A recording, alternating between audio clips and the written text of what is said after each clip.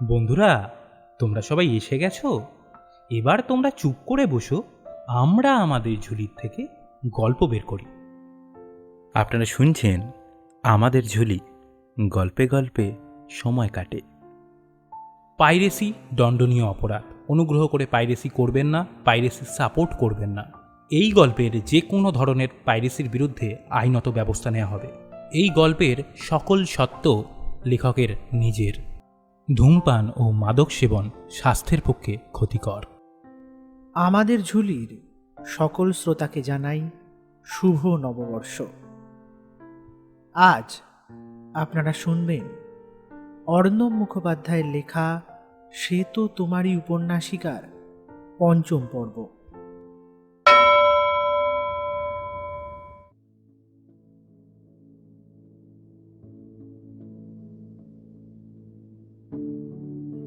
ভালো যে বাসে তার ডেফিনেটলি একটা ভালো মন আছে, কিন্তু যে ঈর্ষা করে তার মন কেমন হয় তা আমি জানতাম না।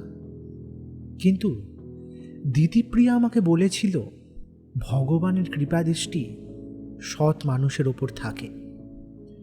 কিন্তু এই ঘটনা যে ঘটতে চলেছে তা থেকে আমি একদম শিওর হয়ে গেছি যে এক্কেবারেই আমি অনেস্ট একজন।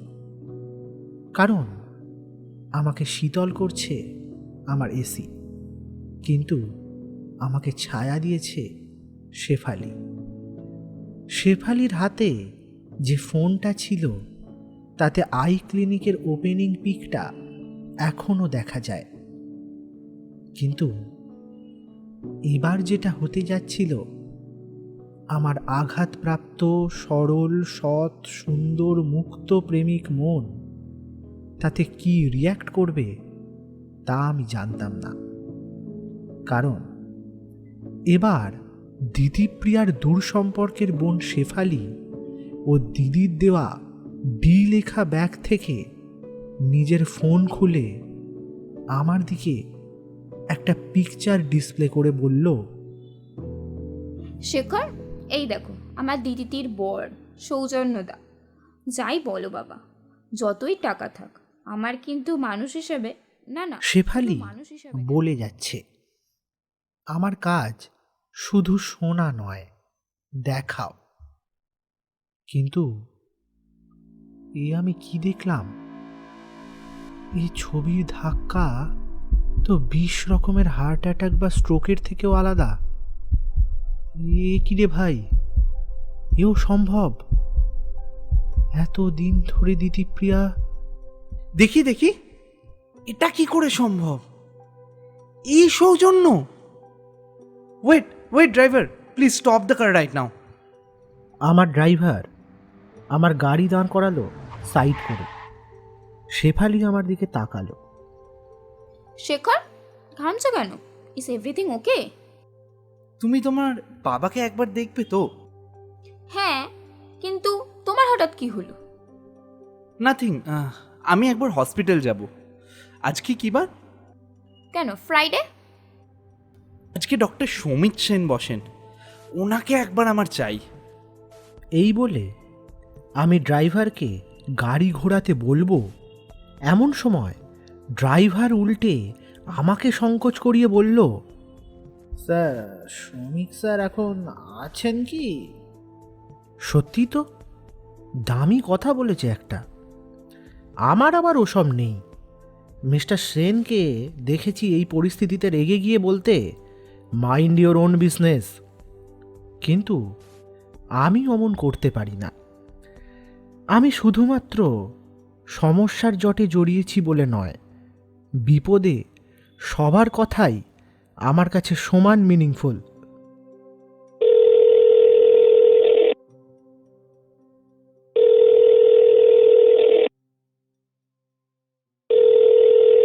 হ্যাঁ, বলো Mriganka, all is well? Fine, but Soumik sir কি এখানে আছেন? হ্যাঁ আছেন, আজকে হসপিটালে বসেছেন। উনি থাকবেন কতক্ষণ? Half an hour. আমি যাচ্ছি প্লিজ, একটু ওনার সাথে দেখা করবার আছে আমার, ওনাকে একটু বলে রাখবেন। আচ্ছা, সে নয় করবো, কিন্তু কি হয়েছে বলো তো? কাল থেকে তুমি এমন। মৈত্র স্যার, স্যার প্লিজ আপনি, আমি গিয়ে আপনাকে বলছি সবটা। আর হ্যাঁ, আর একটা কথা, হ্যাঁ বলো। কালকে যার সার্জারি করা হলো, he is absolutely fine, but ওনার মেয়ে কিন্তু তারপর থেকে আর আসেননি। বিলটাও অনেকটা। আচ্ছা আচ্ছা, হ্যাঁ আমি ওনার মেয়েকেই নিয়ে আসছি। ইয়ে মানে ফোন কেটে দিলাম। আমার ড্রাইভার আমার ইঙ্গিতে ইউ টার্ন নিল। গাড়ির মোড় যখন ঘুরছে তখন যেন মনে হচ্ছে আমার জীবনের মোড়টাও ঘুরছে। কি ব্যাপার, কি জন্য জানি না। সৌজন্য রায়কে আমি বহু কাল আগের থেকেই চিনি। এটাই আমার কাছে সব থেকে বড় জ্বালার। এই সৌজন্য রায় তো শেখর, তুমি কি ভাবছো বলো তো? এবার যদি খুলে না বলো, আমি এক্ষুনি গাড়ি থেকে নেমে যাব। না মানে, এমন মানুষকে আমি সঙ্গ দেবো কি করে, যে আমাকে মনের কথা খুলে অবধি বলতে না পারে? আমি শেফালির চোখে এই প্রথম একটা উদ্বেগ দেখলাম, আর সেটা যে আমার জন্য, তাতে আমি খুশি হবার থেকে লজ্জিত হলামই বেশি। শেফালি, না আর তোমাকে কষ্ট দেব না। তুমি আমার সিচুয়েশনটাও বোঝো। আমি দেখলাম ওর চোখ আমাকে ভরসা দিতে চায়, কিন্তু ওর দেওয়ালে পিঠ ঠেকেছে। শোনো শেফালি, তোমার ফাদার এখন ওকে আছে, আর আমরা হসপিটালেই যাচ্ছি। আরে সেখানেই তো প্রশ্ন। যাচ্ছিলাম দ্বিতীয়প্রিয়াদির শ্বশুর বাড়ি, আর এখন আবার ওয়েট ওয়েট শেফালি, ওয়েট। কিসের ওয়েট রে? ধুর! এই এই ড্রাইভার, গাড়ি নামাও, আমি এক্ষুনি নামবো। সত্যি, ওর কথাতে ড্রাইভার গাড়ি থামালো, কিন্তু শেফালি নামলো না। এই সময় যদি শেফালি নেমে যেত, তাহলে হয়তো এই উপন্যাসিকা রহস্যের নয়, ট্র্যাজেডি হয়ে থেকে যেত। কি হলো, নামলে না? শেফালির একটা গুণ, ও শুধু আমার চোখের দিকে দেখে। আমি ওর চোখে সহিষ্ণুতা পাই। হিংসা, ক্রোধ, লোভ ওর কাছে পাই না। কি বলবে বলো? আমি আর ওয়েট না করে আমার ওল্ড মেমোরি কার্ডের রিপিট টেলিকাস্ট পডকাস্টের আকারে বলতে থাকলাম। ওদিকে গাড়ি স্টার্ট নিয়ে আবার চলতে থাকলো।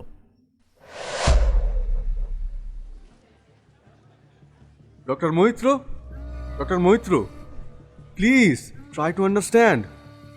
আমি একটা মেডিসিনে অ্যাড করছি, সেখানে যোগ্যতা নয়, ফিজিক্যাল ফিটনেস আর স্মার্ট লুক দরকার। বুঝতে পেরেছি মিস্টার সৌজন্য, আপনি ব্যবসায়ী মানুষ, আপনি বিজনেসেই আগে দেখবেন, কিন্তু বিশ্বাস করুন এই মুহূর্তে আমাদের কাছে সেরকম ডাক্তার নেই। কে বললো নেই? আরে আমাদের হসপিটাল আমরা জানি না। আরে আমি এই সবে ওপিডি থেকে ঘুরে আসছি, and I saw a young lady doctor. Ditipriya? Yes, Ditipriya মিত্র, যদি খুব না ভুল করে থাকি। কিন্তু মিস্টার সেন, দিতিপ্রিয়া তো আই সার্জেন, আর বয়সেও তো জুনিয়র, তাই তো? নো প্রবলেম, আমি ওনাকেই প্রমোট করতে বলবো আমাদের এই মেডিসিন। কিন্তু দেখুন, আমাদের একজন জুনিয়র কার্ডিওলজিস্টও আছে। ডক্টর মৃগাঙ্ক শেখর, তাই তো? হ্যাঁ। আরে সে তো ঠিকঠাক ইংরেজি উচ্চারণ করতে পারে না, সে আবার ডক্টর নাকি। শেখর, ডক্টর শেখর, এই ব্যাটার ছেলে শেখর। হ্যাঁ, কি কি যেন? হ্যাঁ। বলতে বলতে থেমে গেলে কেন? হ্যাঁ, উফ, সরি, আবার বলছি। এতক্ষণ শুনেছো দিতিপ্রিয়ার সাথে কিভাবে আমার প্রথম দেখা, আর হ্যাঁ হ্যাঁ, ওটা মুখস্থ হয়ে গেছে, বাকিটা বলো। হ্যাঁ সেটাই বলছি।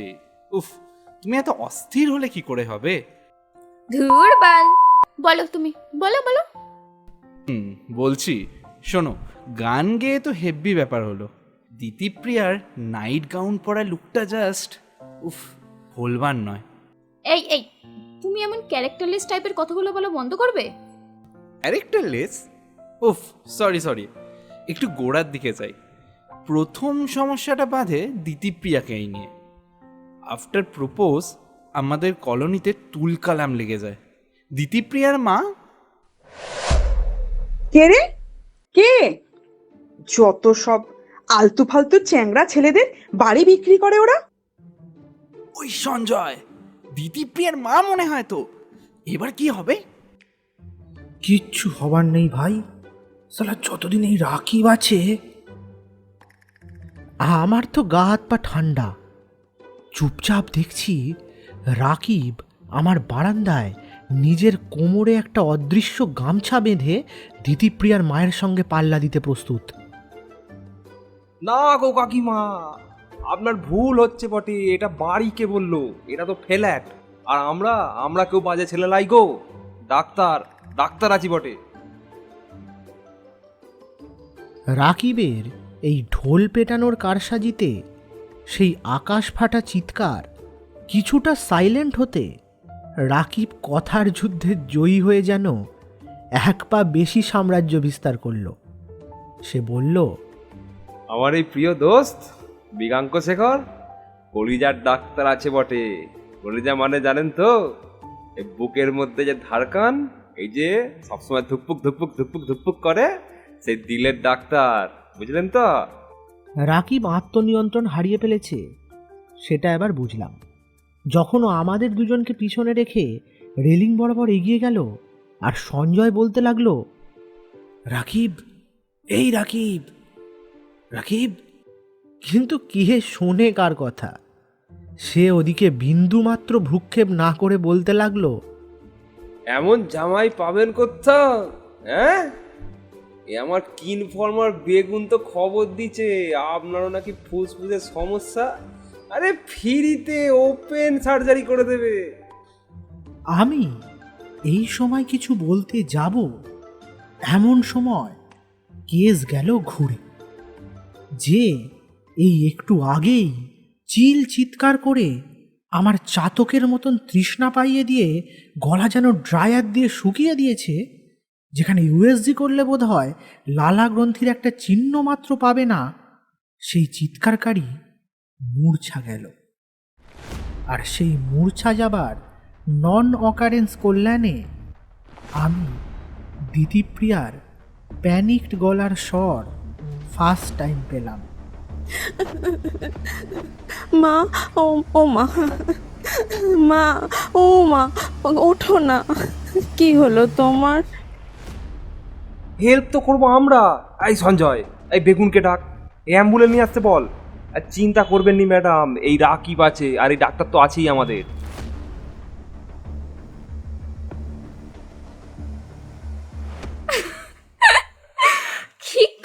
কি কাণ্ড রে বাবা! কি ভাগ্যিস বলেনি তোমাকে মেডিকেল বোর্ড গাড়ি গিফট করে, তাহলে তো। শেফালি, হাসছো? হাসো। তবে তখনও আমার অতটা হয়নি। না হলে কি? সেদিন যখন রাকিব বেগুনকে অ্যাম্বুলেন্স ডাকতে বলেছে, অ্যাম্বুলেন্স আসতে দেরিও হচ্ছে, দিতিপ্রিয়ার মাকে আমরা ঘাটের মরার মতন কোল পাঁজা করে রাস্তার ধারে নিয়ে এসেছি। আমি দিতিপ্রিয়ার দিকে দেখছি, ও ঘেমে গেছে। এলইডি স্ট্রিট লাইট আর হাওয়া ওকে ছুঁয়ে যাচ্ছে, হাওয়ায় ওর চুল দুলছে। এমন সময় আপনারা তো ডাক্তার, এ কেমন অ্যাম্বুলেন্স আপনাদের? 15 মিনিট হয়ে গেল। আমি কিছু বলতে যাব, রাকিব আর সঞ্জয় আমাকে ইশারায় আটকে দিল। আমিও ওদের ইশারায় চুপ করলাম, কারণ এই দিতিপ্রিয়া আমার কুমারত্বের প্রথম মেসেঞ্জার বা অনুচর। এর ভূমিকা আমার তথা আমাদের যৌবনের মাটিতে শ্বেত পলাশকে লাল পলাশের বসন্ত দেবে, তা মনে মনে আশা রেখেছিলাম। কিন্তু এইবার যা হলো তাতে যেন সেই বসন্তে গ্রীষ্ম প্রবেশ করল। দূরে আকাশে কোনো মহাজাগতিক অবজেকশনে এই স্বপ্ন বুননের পথে একটা কাঁটা গাছ ফুটে উঠবে, আর সেটা ভবিষ্যতে একটা বড় ক্যাকটাসের রূপ নেবে। শেখর, এবার তুমি কিন্তু বোঝাপড়ার মতো সহজ বিষয়টাকে জটিল করছো। কে এই কাঁটা গাছ? বিজনেসম্যান সৌজন্য রয়। মানে জামাই বাবু? ইয়েস, যার বিয়ের ছবি তুমি একটু আগেই আমায় দেখিয়েছো। শেখর, এই দেখো আমার দিদির বর সৌজন্যদা। যাই বলো বাবা, যতই টাকা থাক, আমার কিন্তু মানুষ হিসেবে না, না শুধু মানুষ হিসেবে কেন। শোনো তবে, অ্যাম্বুলেন্স তখনও জ্যামে আটকে। দিদি বেশ চঞ্চল এমন সময় একটা ঝকমকে গাড়ি এসে থামল। আওয়াজ হলো জোর ব্রেক কষা। গাড়ি থামতে গাড়ির পিছনের সিট থেকে কাঁচ নামিয়ে দিদিপ্রিয়ার দিকে তাকালো একজন, পরনে কোট প্যান্ট। ড্রাইভার সামনে মন্ত্রমুগ্ধের মতন তাকিয়ে, ঘাড় অবধি ঘোরায় না। এমন সময় সেই জেন্টলম্যান দিদিপ্রিয়ার দিকে চেয়ে প্রশ্ন করল, এভরিথিং ইজ ওকে ডক্টর? আমরা তিন বন্ধু তার দিকে আর আমাদের তিনজনের দিকে তাকিয়ে দিদির দিকে তাকালাম। দিদিপ্রিয়াও দেখলাম ওর মায়ের চিন্তা ছেড়ে তার দিকে ভ্রু কুঁচকে জানতে চাইল, সরি, হু আর ইউ? আপনি আমাকে চিনবেন না? আপনি রক প্রাইভেটে চোখের ডাক্তার, রাইট? হ্যাঁ, এই জাস্ট এক সপ্তাহ হলো। আপাতত উইকে একদিন বসছেন, তাই তো? হ্যাঁ, কিন্তু আপনি? আরে সেসব থাক, এখন উঠে আসুন। ইমার্জেন্সি সিচুয়েশন মনে হচ্ছে তো? হ্যাঁ, মানে আমার মা। হ্যাঁ বুঝলাম, কিন্তু গাড়িতে এতজন, আপনি আপনি এক কাজ করুন। আমি বলি, রাকিবকে আগ বাড়িয়ে এটা বলতে হতোই। আগ বাড়িয়ে বলায় ওয়েল অ্যাডিক্টেড রাকিব কেন যে এতক্ষণ চুপ করেছিল, এটাই সৌভাগ্য। ও বলে চলল, আরে স্যার আপনি আমার কথাটা শুনেন। স্যার আপনি সামনে টুলে চলে যান, আর ম্যাম আর আমার দোস্ত মৃগাঙ্ক গাড়ির বেঞ্চে মানে পিছনে বসবে। আর এই ড্রাইভার ড্রাইভার পিছনের ডিকিটা খোল, সঞ্জয় আর আমি যাবো ওখানে। এক্সকিউজ মি, দিঘিতে গেলে গাড়ির ট্রাফিক? আরে কিচ্ছু হবে নি, ভদ্রলোক সাহেব জি আছে, কিচ্ছু হবে নি। সঞ্জয়, এই হারামজাদা, আমার চেম্বারে হিসু করার জায়গা থেকে গামছাড়া লিয়ে আয়, ওটা ওড়াতে ওড়াতে যাবো। বলে রাখি, ওর নাম যে দিদিপ্রিয়া তখনও আমি জানি না। আর রাকিব যে আমার নাম করে ঢোল পিটিয়েছে, সেটা ওর কাছে ওর মনে কোনো ছাপ ফেলেনি, মানে তুড়ি মেরে উড়িয়ে দিয়েছে আর কি। তখন ওর আমার কাছে পরিচয় ছিল ও আমার ভালো লাগা। যাক, আমি আমার বন্ধুদের দিকে তাকালাম, দেখলাম বাধ্য সেপাইয়ের মতন রাকিবের কথায় সঞ্জয় দৌড় লাগালো। রাকিবের কারসাজিতে আগন্তুকের গাড়িতে দিদিপ্রিয়ার আমি পিছনের সিটে বসে, ওর মায়ের পা আমার কোলে আর মাথাটা নিল নিজের কোলে। কোল পাঁজা করে যখন আন্টিকে তুলছি, তখন দিদিপ্রিয়ার সুন্দর মুখখানার দিকে দেখলাম, কেমন যেন চিন্তিত। এটা দেখে আমার মন চাইছে ওকে শান্তি দিতে, ভালোবাসা দিয়ে রক্ষা করতে। কিন্তু আমার কি অকাত আছে যদি সে না চায় তাকে আমার করার? রাকিব, এনে রাকিব, গামছা তোর ঊর্ধ্বশ্বাসে এনে বলল সঞ্জয়। রাকিব নিজের পকেট থেকে ফেজ টুপিটা বের করে মাথায় দিয়ে সওয়ারিতে জাস্ট কি বলবো লেগে পড়ল। সে বলল, এই ড্রাইভার চালা গাড়ি, ও তার আগে ডিকিটা খুল দেখি। গাড়ি চলছে রক হসপিটালের উদ্দেশ্যে। আমাদের দুজনের কোলে ওর মায়ের অচৈতন্য দেহ পড়ে। এই সময় ও আমার দিকে প্রথমবার একটা ডিফারেন্ট লুকে দেখল। কেন দেখলো জানি না, কিন্তু ওর দেখাতে আমি প্রথমবারের মতন ওর চোখটা দেখতে পেলাম। অদ্ভুত, হরিণী চোখে জল। মন দুর্বল হলো সেটা দেখে। মেয়েদের চোখের জল ছেলেদের উইক পয়েন্ট, কিন্তু এই মেয়েটি চোখের ডাক্তার, রক হসপিটাল, সে তো আমাদেরই। কি বলল এই কোটওয়ালা লোকটা? একদিন বসেছে মাত্র? আপাতত উইকে একদিন বসছেন, তাই তো? মানে সে আমার জুনিয়র হবে। ইস, কি অবস্থা! আমি আমার জুনিয়রকে এত কাণ্ড করে পাড়া জ্বালিয়ে প্রপোজ করলাম। চাকরিটা থাকলে হয়, প্রেয়সী ম্যাডাম যদি জানতে পারেন। তা ডক্টর দিতিপ্রিয়া মিত্র, তাই তো? হঠাৎ সব রকমের চিন্তা ভেদ করে বলে উঠল সেই কোটওয়ালা ব্যক্তি, দিতিপ্রিয়া। বাহ, কি মিষ্টি নাম! যেমন চোখ তেমন ডিগ্রি তেমন নাম, পারফেক্ট কম্বিনেশন। আপনি আমার নাম কি করে জানলেন? আমার নাম সৌজন্য রায়, বিজনেসম্যান। এইটুকুই জেনে রাখুন ম্যাডাম, বাকিটা না হয় আপনার বিপদ কেটে গেলে ব্রিফ করব, ওকে? আমি আর চুপ থাকতে পারলাম না। সেদিনের চলন্ত গাড়ির এসির ঠান্ডায় মনের কথাগুলো যেন মনের হিমঘরে জমে যাচ্ছিল। তাই বললাম, উফ, সো কিউট নেম, দিতিপ্রিয়া। দিতি সেদিন আমাকে গুরুত্ব না দিয়ে কথাটাকে অপ্রাসঙ্গিক করে দিয়ে নিজের মায়ের দিকে ফোকাস করে পালস রেট মাপতে লাগলো। ভাগ্যিস রাখি বলে দেয়নি আমি কোন হসপিটালের ডক্টর। ওর যা স্বভাব, সব কিছু খুলে না বললে। এমন সময় পিছন থেকে একটা অ্যাম্বুলেন্সের সাইরেন শুনে পিছনে তাকালাম, কিন্তু এই রাত্রি হয় হাইওয়েতে পিছনে কেউ নেই। মনে পড়ল আমার পিছনের ডিগিতে আছে 2 কীর্তিমান বন্ধু।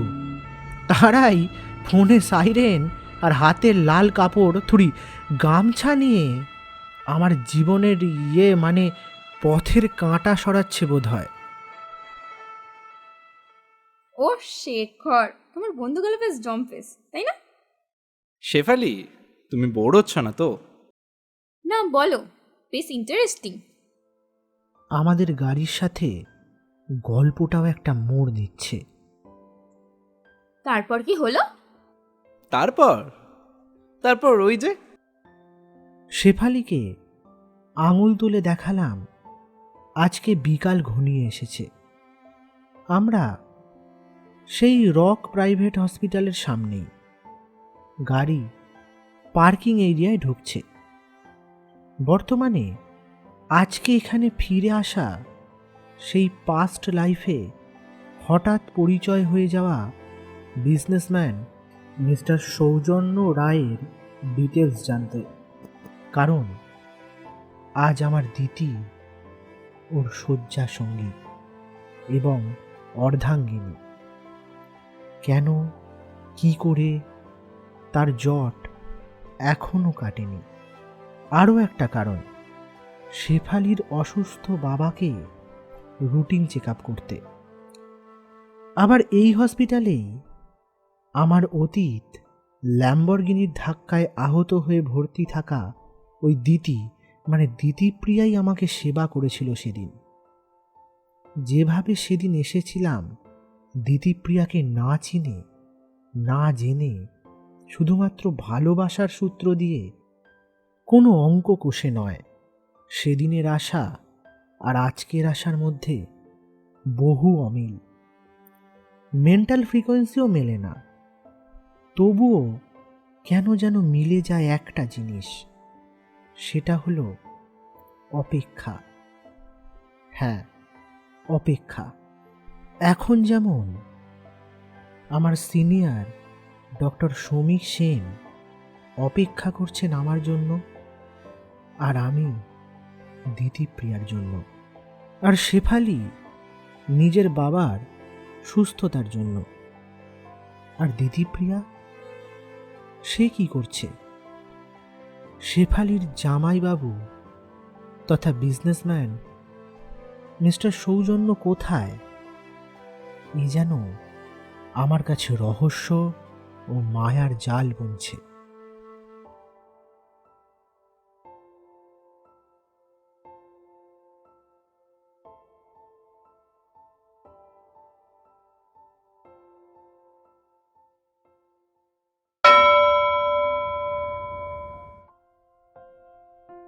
শুনছিলেন অর্ণব মুখোপাধ্যায়ের লেখা সে তো তোমারই উপন্যাসিকার ৫ম পর্ব। গল্প পাঠে সরজিৎ ঘোষ। শেফালির চরিত্রে সায়ন্তিকা দে, ডক্টর মৃগাঙ্ক শেখরের চরিত্রে সাত্তকী ঘোষ, ডক্টর মৈত্রর চরিত্রে বিরূপাক্ষ চক্রবর্তী, ড্রাইভারের চরিত্রে সরজিৎ ঘোষ, সৌজন্য রায়ের চরিত্রে হিমাদ্রি পাল, দিতিপ্রিয়ার মায়ের চরিত্রে মুনা চ্যাটার্জি, রাকিবের চরিত্রে অভিক জেঠি, সঞ্জয়ের চরিত্রে সরজিৎ ঘোষ, দিতিপ্রিয়ার চরিত্রে উর্মিতা দে। আশা রাখি নববর্ষ সকলের ভালো কাটুক। গল্পটি যদি আপনাদের ভালো লেগে থাকে তাহলে অবশ্যই আমাদের চ্যানেলটিকে সাবস্ক্রাইব করবেন এবং আপনার পরিবার ও বন্ধুদের মধ্যে শেয়ার করে নেবেন। ফেসবুক, ইনস্টাগ্রাম সহ আমরা বিভিন্ন সোশ্যাল মিডিয়ায় উপলব্ধ। সেগুলিতে আমাদের ফলো করবার জন্য আমাদের ডেসক্রিপশানে লিঙ্ক আছে, সেগুলি চেক করতে পারেন। আমরা খুব শিগগিরই ফিরে আসব নতুন এক গল্প নিয়ে। ততক্ষণ পর্যন্ত শুনতে থাকুন আমাদের ঝুলি। গল্পে গল্পে সময় কাটে।